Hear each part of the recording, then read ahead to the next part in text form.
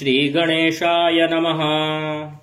हरिः ओं मा गणानां त्वा गणपतिगुं हवामहे प्रियाणां त्वा प्रियपतिगुं हवामहे निधीनां त्वा निधिपतिगुं हवामहे ध्वसो मम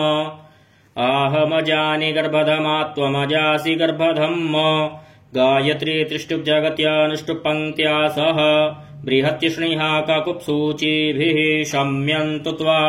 द्विपदाजाश्च तुक्पदास्त्रिपदाजाश्च षट्पदाः विच्छन्दाजाश्च सच्छन्दाः शूचिभिः शम्यन्तु त्वा सह स्तोमाः सह छन्दस आवृतः सह प्रमारिखयः सप्तदैव्याः पूर्वेखां पन्थामनुदृश्य धीरा अन्वालेभिरेरथ्यो न रश्मीन्न जज्जाग्रतो दूरमुदैति दैवं तदु सुप्तस्य तथैवैति दूरङ्गमञ्ज्योतिखाञ्ज्योतिरेकं तन्मे मनः शिवसङ्कल्पमस्तु येन कर्माण्यपसो मनीखिणो जज्ञे कृणवन्ति विदथे क्षुधीराः जदपूर्वं जक्षमन्तः प्रजानां तन्मे मनः शिवसङ्कल्पमस्तु यत्प्रज्ञानमुत चेतो धृतिश्च ज्योतिरन्तरमृतं प्रजासु यस्मान्नरिते किञ्चन कर्म क्रियते तन्मे मनः शिवसङ्कल्पमस्तु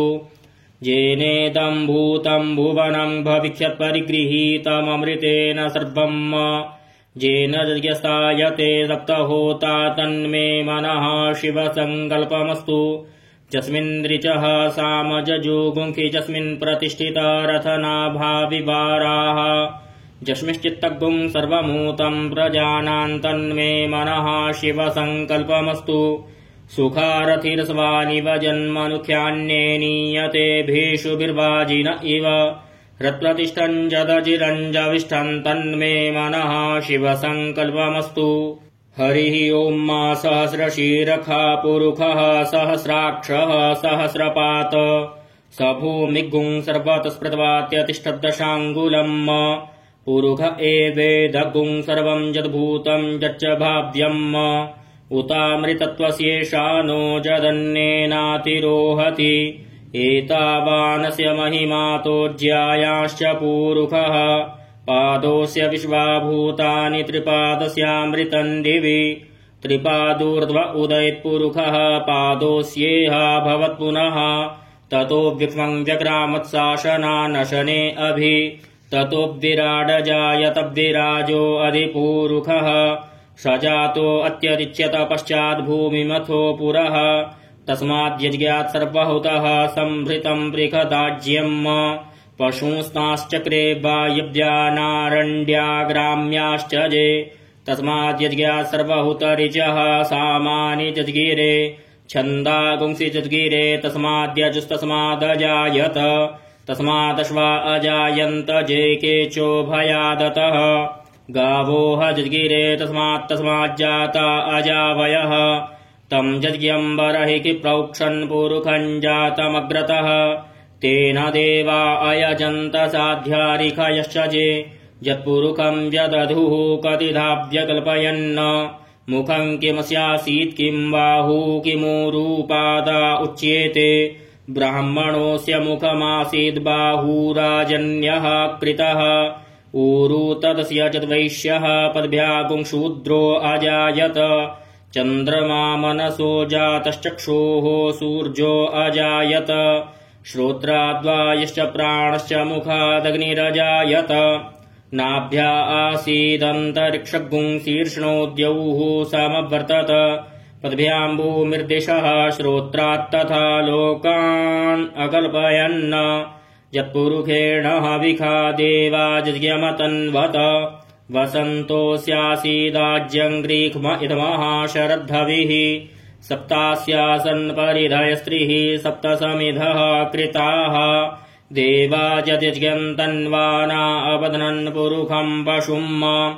जज्ञेन जज्ञमयजन्त देवास्तानि धर्माणि प्रथमान्यासन् तेहनाकं महिमानः सजन्त यत्र पूर्वे साध्याः सन्ति देवाः अद्भ्यः संभृतः पृथिव्यैरसाच्च विश्वकर्मणः समवर्तताग्रे तस्य त्वष्टा विदधद्रूपमेति तन्मर्त्यस्य देवत्वमाजानमग्रे वेदाहमेतं पुरुखं महान्तमादित्यवर्णन्तमसः परस्तात्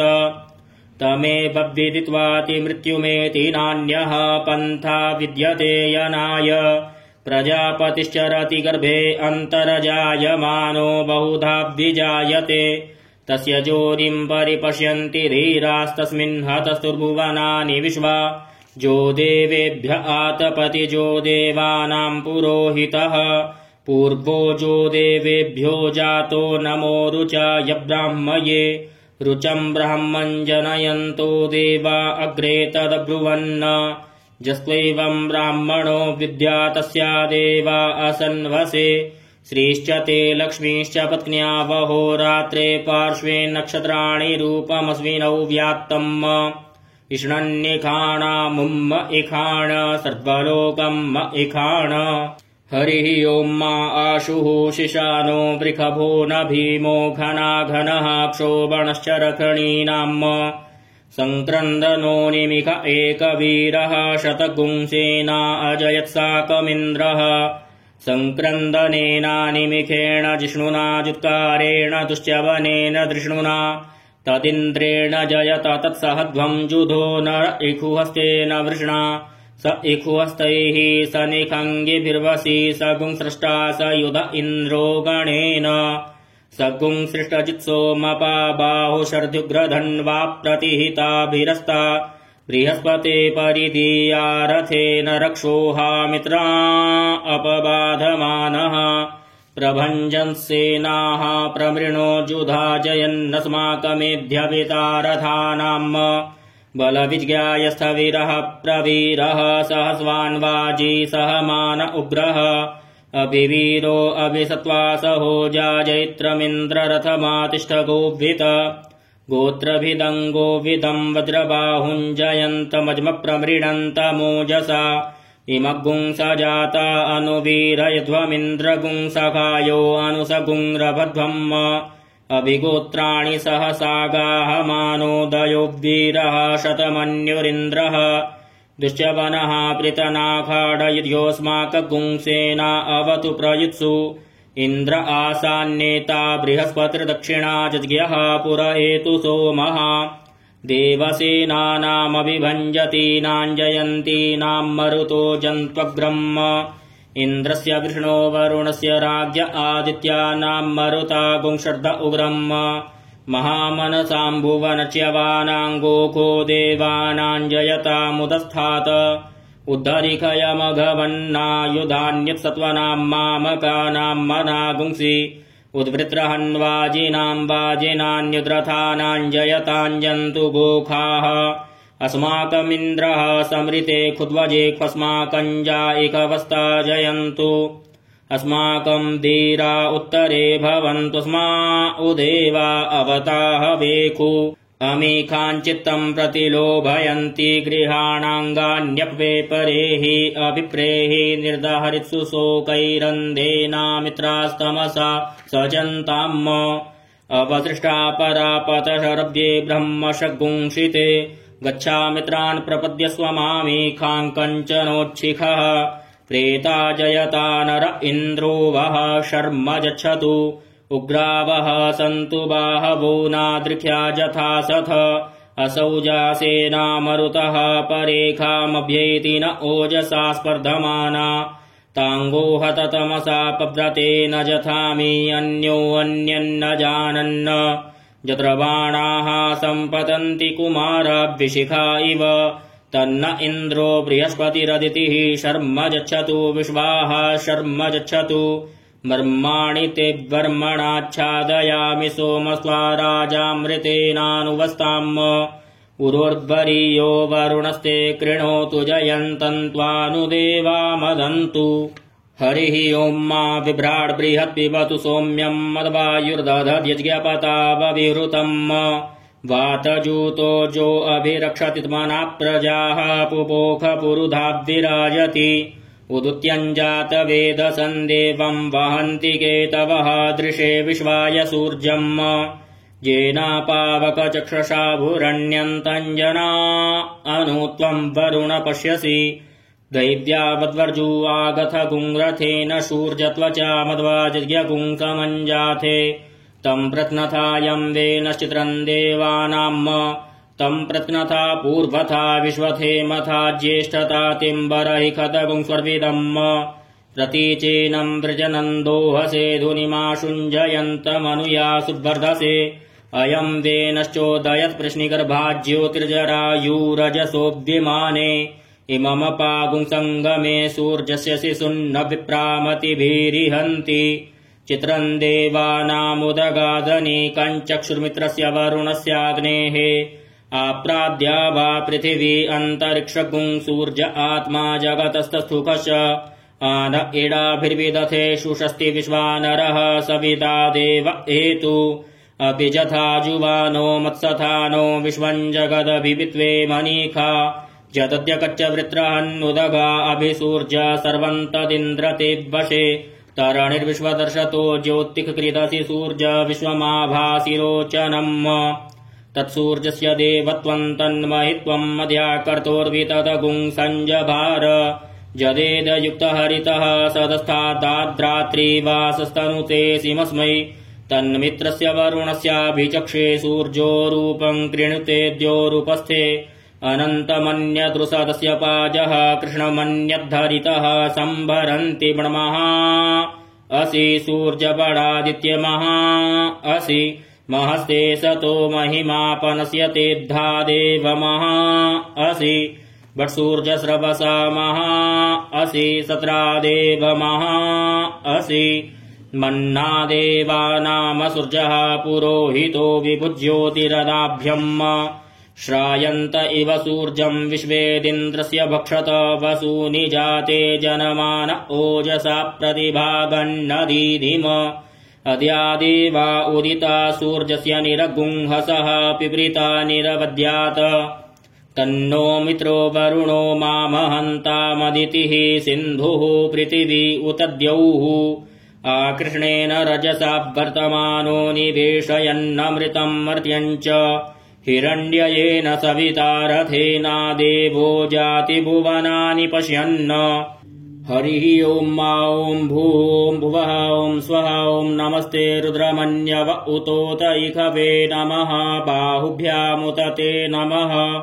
जाते रुद्रशिवा तनूरघोरा पापकाशिनी तया नस्तन्वा गिरिशन्ताभिचाकशीः जामिकुङ्गिरिशन्तहस्ते बिभ्यर्थस्तवे शिवाङ्गिरित्रताङ्कुरुमाहि गुंसीः पुरुखम् जगत शिवेन वचसा त्वा गिरिसाक्षाद्वदामसि जथा नः सर्वमिज्जगदयक्ष्मगुंसुमना असत अध्यवोचदधिवक्ता प्रथमो दैव्योऽभिकक अहिंश्च सर्वाञ्जम्भयन् सर्वाश्च जातु धान्यो धराचिः परासुव असौजस्ताम्रो अरुण उत बभ्रुः सुमङ्गलः जे चैनगुं रुद्रा अभितो दिक्षुश्रिताः सहस्रशो वैखा गुंहेड ईमहे असौजो वसर्पति नीलग्रीवो विलोहितः उतैनङ्गोपा अदृस्रन्नदृस्रन्नुदहार्जः सदृष्टो मृडयाति नः नमोऽस्तु नीलग्रीवाय सहस्राक्षाय मीढुखे अथोजे अस्य सत्त्वानो हन्तेभ्यो करन्नमः प्रमुञ्च धन्वनस्त्वमुभयोरार्त्न्योर्ज्याम् जाश्च ते हस्तैखवः पराता भगवोऽभ्वप विज्यन् धनुः कपर्दिनो विशल्यो बाणवा उत अनेशन्नस्य जा इखव आभुरस्य निखङ्गधिः जाते हेतिर्मीढुष्टमहस्ते बभूवते धनुः तयास्मान् विश्वतस्त्वमयक्ष्मया परिभुज परिते धन्वनो हेतिरस्मान् प्रीणक्तु विश्वतः अथोज इकुधिस्तवारे अस्मन्निधेहि तम् अवतत्य धनुष्ट्वगुं सहस्राक्षशते खुदे निशीर्जसल्यानाम् मुखा शिवो नः सुमना भव नमस्त आयुधाय नातताय धृष्णवे उभाभ्यामुत ते नमो बाहुभ्याम् तव धन्वने मानो महान्तमुत मानो अर्भकम् मान उक्षन्तमुत मान उक्षितम् मानो बधीः पितरम् मोत मातरम् मानः प्रियास्तन्वो रुद्ररीरिखः मानस्तोके तनये मान आयुखि मानो गोखुमानो अश्वेखुरीरिखः मानो वीरान् रुद्रभामिनो बधीर्हविक्मन्तः सदमित्वा हवामहे नमो हिरण्यबाहवे सेनान्ये दिशाञ्च पतये नमो नमो वृक्षेभ्यो हरिकेशेभ्यः पशूनां पतये नमो नमः शक्पिञ्जराय त्विकीमते पथीनां पतये नमो नमो हरिकेशायोपवीतिने पुष्टानां पतये नमो नमो बबलुषाय व्याधिनिन्नानां पतये नमो नमो भवस्य हेत्यै जगतां पतये नमो नमो रुद्राय ततायिने क्षेत्राणां पतये नमो नमः सूताय हन्त्यै वनानां पतये नमो नमो रोहिताय स्थभृतये वृक्षाणां पतये नमो नमो भुवन्तये वारिवस्कृताय औषधीनां पतये नमो नमो मन्त्रिणे वाणिजाय कक्षाणां पतये नमो नम उच्चैर्घोखाय क्रन्दयते पत्तीनां पतये नमो नमः कृत्स्नाय तया धावते सत्त्वनां पतये नमो नमः सहमानाय निव्याधिन आव्याधिनीनां पतये नमो नमो निखङ्गिणे ककुभायस्तेनानां पतये नमो नमो निचेरवे परिचरायारण्यानां पतये नमो नमो वञ्चते परिवञ्चते स्थायूनां पतये नमो नमो निखङ्गिण इखुधिमते तस्कराणां पतये नमो नमः श्रीकायिभ्यो जिघागुंसद्भ्यो मुष्णतां पतये नमो नमो सीमद्भ्यो नक्तञ्चरद्भ्यो विकृन्तानां पतये नमः नम उष्णीखिणे गिरिचराय कुलुञ्चानां पतये नमो नम इखुमद्भ्यो धन्वायिभ्यश्च वो नमो नम आतन्वानेभ्यः प्रतिदधानेभ्यश्च वो नमो नम आयच्छद्भ्यो सिद्भ्यश्च वो नमो नमो विसृजद्भ्यो विद्यद्भ्यश्च वो नमो नमः स्वपद्भ्यो जाग्रद्भ्यश्च वो नमो नमः शयानेभ्य आसीनेभ्यश्च वो नमो नमस्तिष्ठद्भ्यो धावद्भ्यश्च वो नमो नमः सभाभ्यः सभापतिभ्यश्च वो नमो नमो श्वेभ्यो स्वपतिभ्यश्च वो नमो नम आव्याधिनीभ्यो विविध्यन्तीभ्यश्च वो नमो नम उगणाभ्यस्त्रिगुंहतीभ्यश्च वो नमो नमो गणेभ्यो गणपतिभ्यश्च वो नमो नमो व्रातेभ्यो व्रातपतिभ्यश्च वो नमो नमो गृत्सेभ्यो गृत्सपतिभ्यश्च वो नमो नमो विरूपेभ्यो विश्वरूपेभ्यश्च वो नमो नमः सेनानिभ्यश्च वो नमो नमो रथिभ्यो अरथेभ्यश्च वो नमो नमः क्षत्रिभ्यः सङ्ग्रहीतृभ्यश्च वो नमो नमो महद्भ्यो अर्भकेभ्यश्च वो नमः नमस्तक्षभ्यो रथकारेभ्यश्च वो नमो नमः कुलालेभ्यः कर्मारेभ्यश्च वो नमो नमो निखादेभ्यः पुञ्जिष्ठेभ्यश्च वो नमो नमः श्वनिभ्यो मृगयुभ्यश्च वो नमो नमः श्वभ्यः स्वपतिभ्यश्च वो नमो नमो भवाय च रुद्राय च नमः शर्वाय च पशुपतये च नमो नीलग्रीवाय च शितिकण्ठाय च नमः कपर्दिने च व्युक्तकेशाय च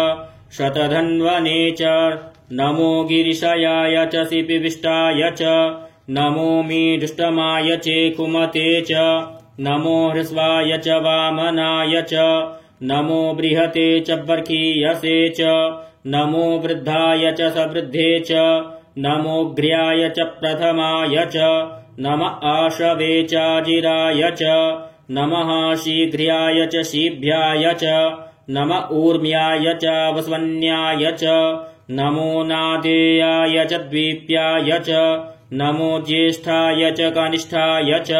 नमः पूर्वजाय च परजाय च नमो मध्यमाय च पगल्भाय च नमो जगन्याय च बुध्न्याय च नमः शोभ्याय च प्रतिसर्जाय च नमो जाम्याय च क्षेम्याय च नमः श्लोक्याय च वसान्याय च नम उर्वर्जाय च खल्याय च नमो वन्याय च कक्ष्याय च नमः श्रवाय च प्रतिश्रवाय च नम आशुखेणाय च शुरथाय च नमः शूराय च बभेदिने च नमो बिल्मिने च कवचिने च नमो वर्मिणे च वरूथिने च नमः श्रुताय च श्रुतसेनाय च नमो दुन्दुभ्याय च हनन्याय च नमो दृष्णवे च प्रमृषाय च नमो निखङ्गिणे चेखुदिमते च नमस्तीक्ष्णे खवे चायुधिने च नमः श्वायुधाय च सुधन्वने च नमः श्रुत्याय च पथ्याय च नमः काट्याय च नीप्याय च नमः कुल्याय च सरस्याय च नमो नादेयाय च वैशन्ताय च नमः कूप्याय च वट्याय च नमो वीध्र्याय च तप्याय च नमो मेघ्याय च विद्युत्याय च नमो वर्ख्याय च वर्ख्याय च नमो वात्याय च रेक्म्याय च नमो वास्तव्याय च वास्तुपाय च नमः सोमाय च रुद्राय च नमस्ताम्राय च अरुणाय च नमः शङ्गवे च पशुपतये च नम उग्राय च भीमाय च नमोऽग्रे वधाय च दूरे वधाय च नमो हन्त्रे च हनीयसे च नमो वृक्षेभ्यो हरिकेशेभ्यो नमस्ताराय नमः शम्भवाय च मयोभवाय च नमः शङ्कराय च मयस्कराय च नमः शिवाय च शिवतराय च नमः पार्जाय च वार्जाय च नमः प्रतरणाय चोत्तरणाय च नमस्तीर्थ्याय च कूल्याय च नमः शक्त्याय च फेन्याय च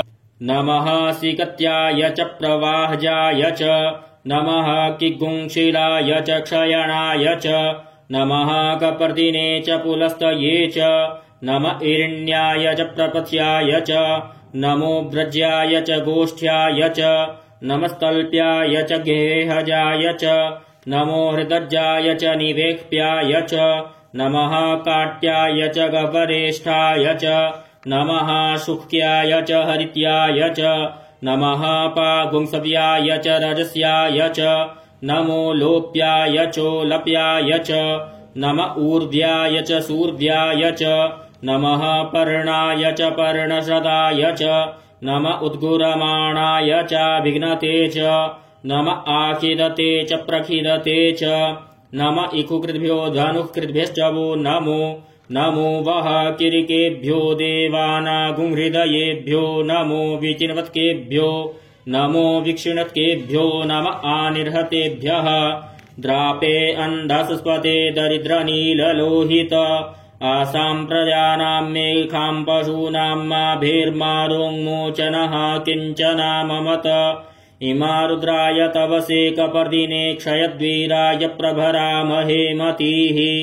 जथाश्रमसद्विपदे चतुःपदे विश्वं पुष्टं ग्रामे अस्मिन्ननातुरम् जाते रुद्रशिवा तनूः विशिवा विश्वाहा भेखजी शिवारुतस्य भेखजी तया नो मृडजीवसे परिनो रुद्रस्य हेतिर्वृणक्तु परित्वे कस्य दुर्मतिरघायोः अवस्थिरामगवद्व्यस्तनुक्वमीढ्वस्तोकायतनयाय मृड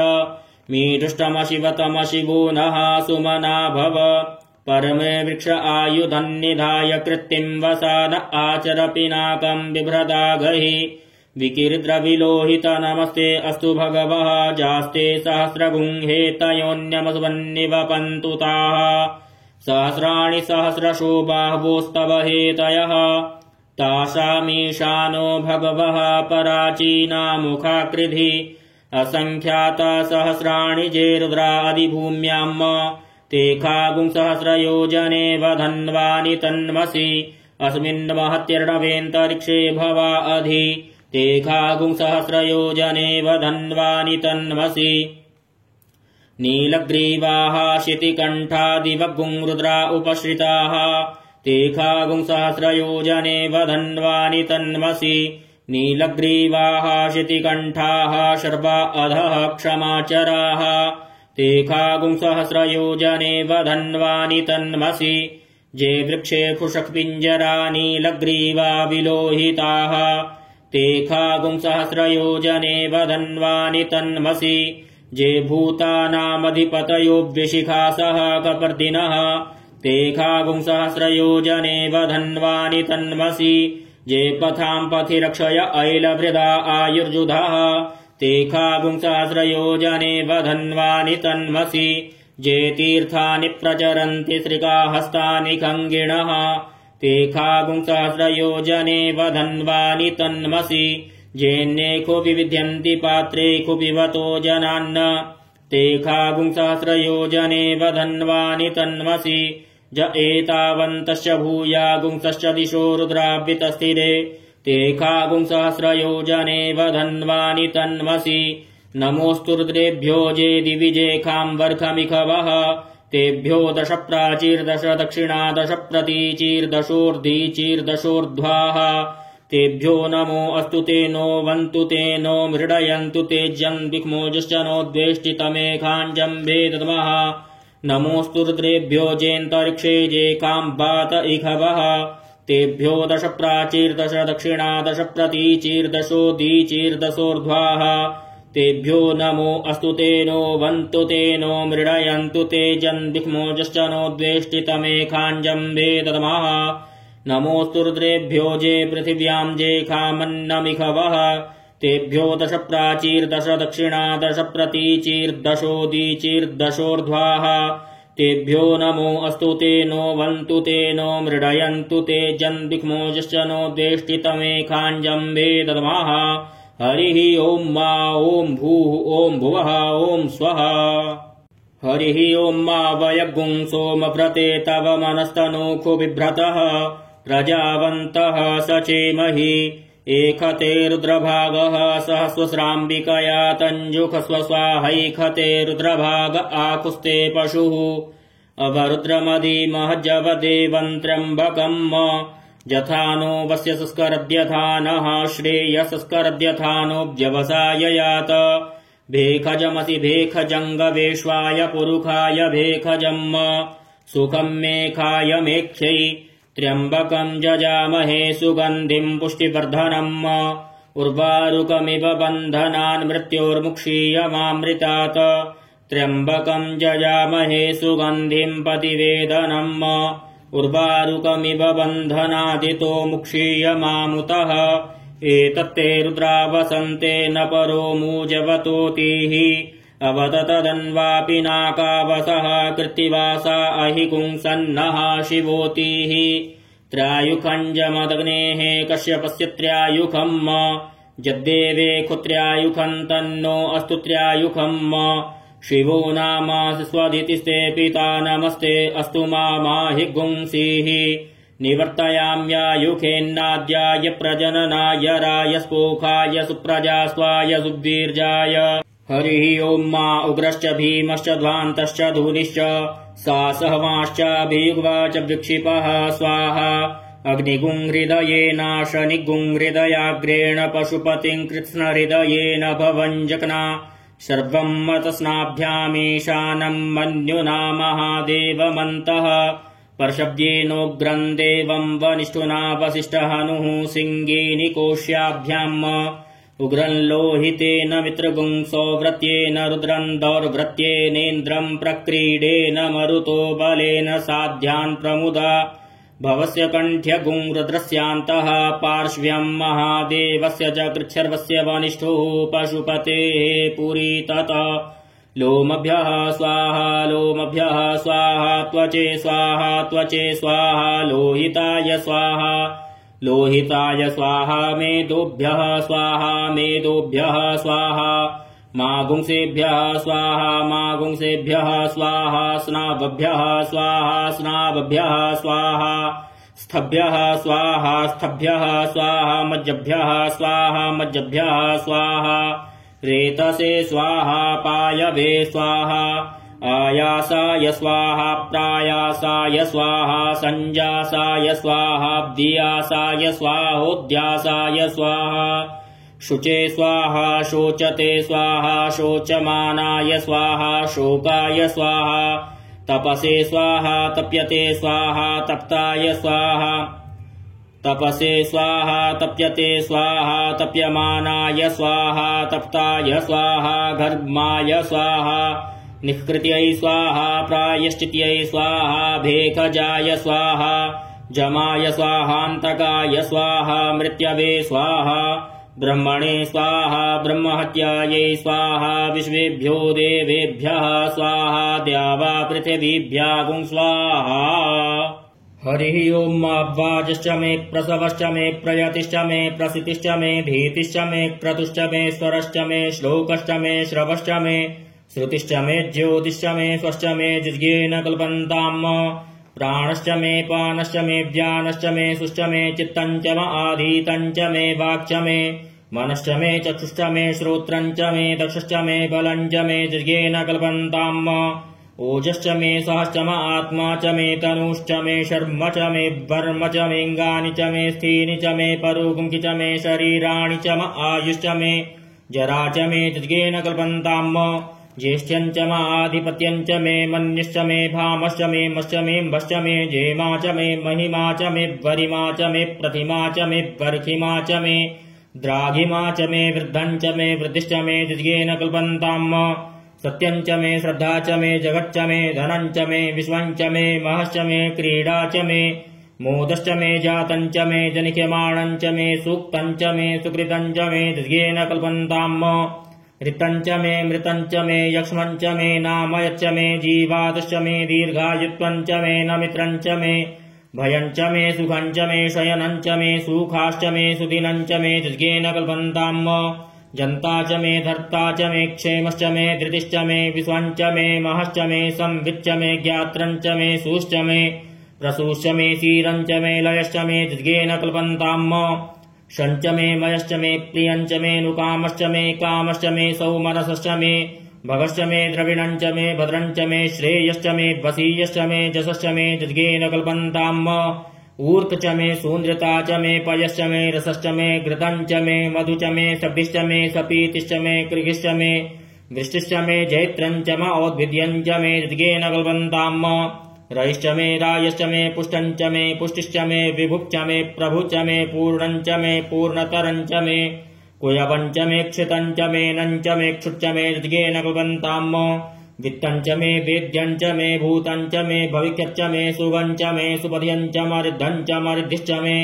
क्लिप्तञ्च मे क्विप्तिश्च मे मतिश्च मे सुमतिश्च मे जिज्ञेन कल्पन्ताम्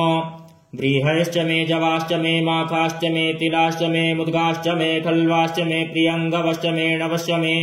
श्यामाकाश्च मे नीवाराश्च मे गोधूमाश्च मे मसूराश्च मे जिज्ञेन कल्पन्ताम् अस्मा च मे मृत्तिका च मे गिरयश्च मे पर्वताश्च मे सिकताश्च मे वनस्पतयश्च मे हिरण्यञ्च मे यश्च मे श्यामञ्च मे लोहञ्च मे सीसञ्च मे त्रपुज मे जिज्ञेन कल्पन्ताम् अग्निश्च म आपश्च मे विरुधश्च म ओखधयश्च मे कृष्णपच्याश्च मे कृष्णपत्याश्च मे ग्राम्याश्च मे पशव आरण्याश्च मे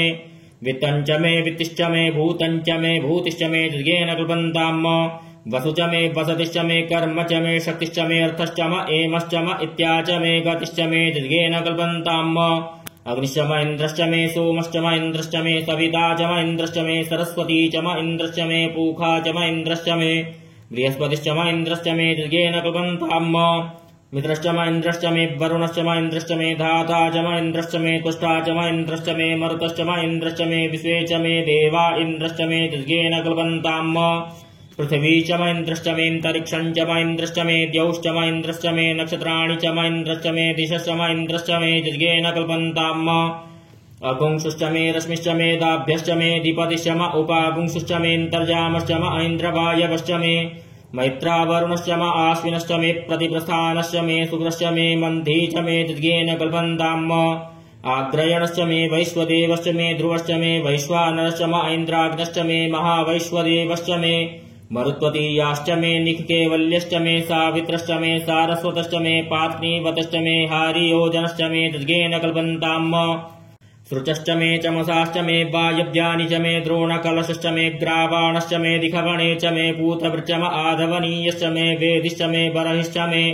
वभृथश्च मे स्वगाकारश्च मे जज्ञेन कल्पन्ताम् अग्निश्च मे घर्मश्च मे अर्कश्च मे सूर्यश्च मे प्राणश्च मे स्वमेधश्च मे पृथिवी च मे दितिश्च मे द्योश्च मेऽङ्गुलयः षट्परयो दिशश्च मे जज्ञेन कल्पन्ताम्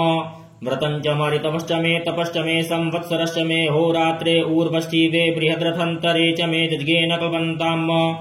एका च मे तिस्रश्च मे पञ्च च मे सप्त च मे नव च मे एकादश च मे त्रयोदश च मे पञ्चदश च मे सप्तदश च मे नवदश च मे एकविंशतिश्च मे त्रयोविंशतिश्च मे पञ्चविंशतिश्च मे सप्तविंशतिश्च मे नवविंशतिश्च मे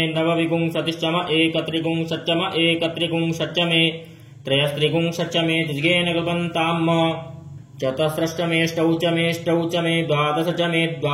मे षोडश च मे द्विगुंशतिश्च मे चतुर्विंशतिश्च मे अष्टाविंशतिश्च मे द्वात्रिंशच्च मे षट्त्रिंशच्च मे चत्वारिंशच्च मे चतुश्चत्वारिंशच्च मे अष्टाचत्वारिंशच्च मे जज्ञेन कल्पन्ताम् त्रयविश्च मे द्वितीयवाट्च मे द्वितीयौही च मे पञ्चाविश्च मे त्रिवत्सश्च मे त्रिवत्सा च मे तुर्जवाट्च मे तुर्जौही च मे जज्ञेन कल्पन्ताम् पष्टवाट्च मे पष्टौही च मोक्षा च मे वशा च मरिखभश्च मे वेहश्च मे नड्वाश्च मे धेनुश्च मे जज्ञेन कल्पन्ताम् वाजाय स्वाहा प्रसवाय स्वाहा पिजाय स्वाहा क्रतवे स्वाहा वसवे स्वाहा हर्पतये स्वाहा नेमुग्धाय स्वाहा मुग्धाय वैनगुंसिनाय स्वाहा विनगुंसिन आन्त्यायनाय स्वाहान्त्याय भुवनाय स्वाहा भुवनस्य पतये स्वाहाधिपतये स्वाहा प्रजापतये स्वाहा यन्तेराण्मित्राय जन्तासि जमन ऊर्जे त्वा वृष्ट्यै त्वा प्रजानां त्वाधिपत्याय आयुर्जज्ञेन कल्पतां प्राणो जज्ञेन कल्पतां चक्षुर्जज्ञेन कल्पता गुंश्रोत्रं जज्ञेन कल्पतां वाग्जज्ञेन कल्पतां मनो जज्ञेन कल्पतां आत्मा जज्ञेन कल्पता ब्रह्मा जज्ञेन कल्पतां ज्योतिर्जज्ञेन कल्पता गुंसर्जज्ञेन कल्पतां पृष्ठं जज्ञेन कल्पतां जज्ञो जज्ञेन कल्पताम् स्तोमश्च जजुश्च ऋक्षसाम च बृहच्च रथन्तरं च स्वर्देवा अगन्मामृता अभूम प्रजापतेः प्रजा अभूमव्येट् स्वाहा हरिः ओं मारीचं वाचं प्रपद्ये मनो जजुः प्रपद्ये साम प्राणं प्रपद्ये चक्षुः श्रोत्रं प्रपद्ये वागोजः सहौजो मयि प्राणापानौ जन्मे छिद्रं चक्षुखो हृदयस्य मनसो वाति तृण्णं बृहस्पतिर्मे तद्दधातु शन्नो भवतु भुवनस्य जस्पतिः भूर्भुवः स्वः कयानश्चित्र आभुवदूति सदा वृधः सखा कया सचिष्टया वृता कस्त्वा सत्यो मदान्नां मगुंहिष्ठो मत्सदन्धसः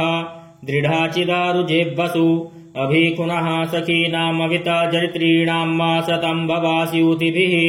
कया त्वन्न ऊत्याभिप्रमन्दसे वृखन्न कया स्तोत्रिभ्य आभर इन्द्रो विश्वस्य राजते शन्नो अस्तु द्विपदे शञ्चतुष्पदे शन्नो मित्रः शं वरुणः शन्नो भवत्वर्जमा शन्न इन्द्रो बृहस्पतिः शन्नो विष्णुरुक्रमः शन्नो वातः पवतागुं शन्नस्तवतु सूर्यः शन्नः कनिकृतदेवः पर्जन्यो अभिवर्खतु अहानिशं भवन्तु नः शगुं रात्रिः प्रतिधीयताम् शन्न इन्द्राग्नि भवतामवोभिः शन्न इन्द्रावरुणा रातहव्या शन्न इन्द्रापूखणा वाजसा तौसमिन्द्रा सोमा सुविताय शञ्जोः शन्नो देवीरभिष्टय आपो भवन्तु पीतये शञ्जोरभिस्रवन्तु नः स्योना पृथिविनो भवान्नृक्षराणि वेशनि जच्छानः शर्म सप्रथाः आपो हिष्ठामयो भुवस्तान ऊर्जे दधातन महेरणाय चक्षसे जोबः शिवतमो रसस्तस्य भाजयते हनः उशतीरिव मातरः तस्मा अरङ्गमामभोजस्य क्षयाय जिन्वथ आपो जनयथा जनः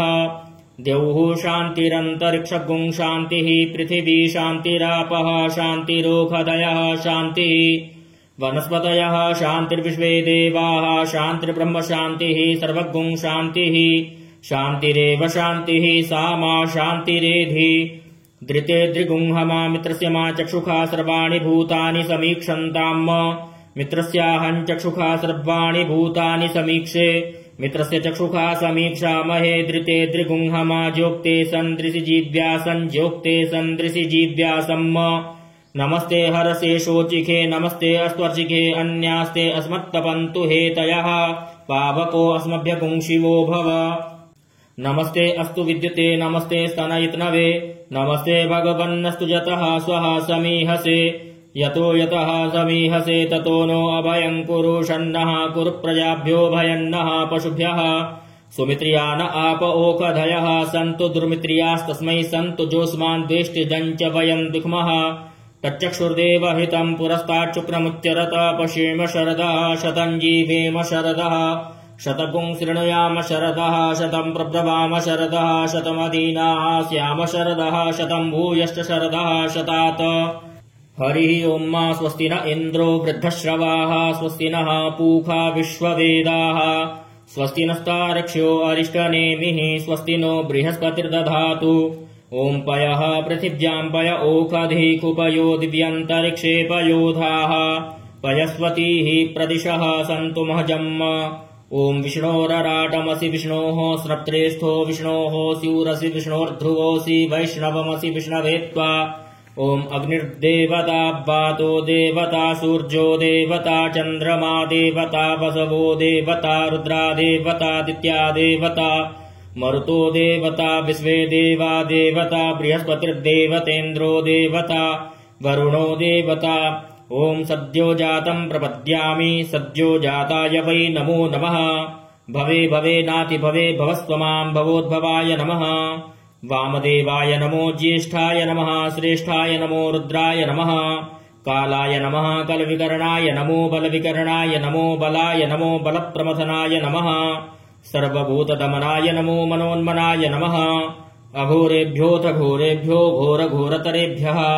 सर्वेभ्यः सर्वसर्वेभ्यो नमस्ते अस्तु रुद्ररूपेभ्यः तत्पुरुषाय विद्महे महादेवाय धीमहि तन्नो रुद्रः प्रचोदयात् ईशानः सर्वविद्यानाम् ईश्वरः सर्वभूतानां ब्रह्माधिपतिर्ब्रह्मणोऽधिपतिर्ब्रह्मा शिवो मे अस्तु सदा शिवोम् ॐ शिवो नामासि स्वधितिस्ते पिता नमस्ते अस्तु माहि गुंसीः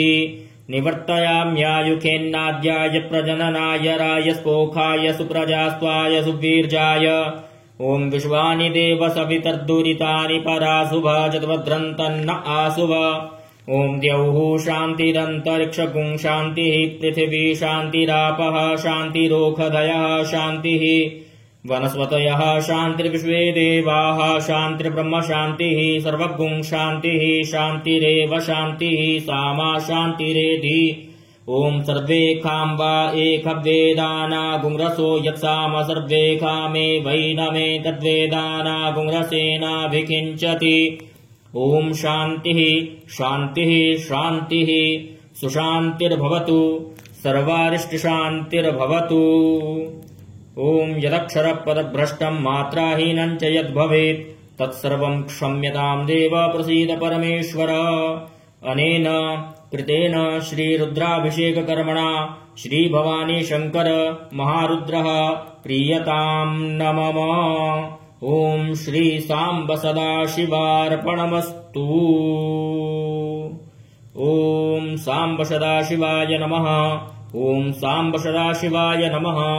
ॐ साम्ब सदाशिवाय नमः नमः पार्वतीपतये हर हर महादेव।